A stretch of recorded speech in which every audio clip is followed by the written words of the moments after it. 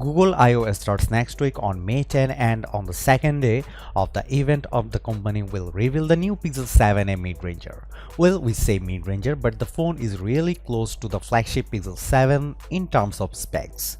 Here is the gist of those specs courtesy of Roland Quant. The Pixel 7a will be the first in the A series with high-resolution main camera 64 megapixel, the first with a high refresh rate display 90Hz, and the first with wireless charging 18 watt. It's a major upgrade over the 6a from a year ago, and it comes very close to the specs of the Pixel 7 flagship, which is still under a year old.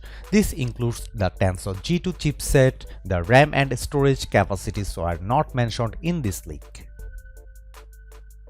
The Pixel 7 started at $600 last year, and these days it almost always carries some discount. The Pixel 7a is expected to cost $500 or $50 more than the 6a before it. That's not unexpected given the major upgrades of the new model. Compared to the Pixel 7, the 6.1-inch display is slightly smaller than the 6.3-inch panel on the flagship model, but both are Full HD Plus 90Hz AMOLED displays. A high-res main camera for improved Super Res zoom is also available. It will be a 1x1.3-inch Sony IMX787 with 64 megapixel camera if rumors are to be believed, as well as wireless charging, so the gap between the 7 and 7a will be quite small.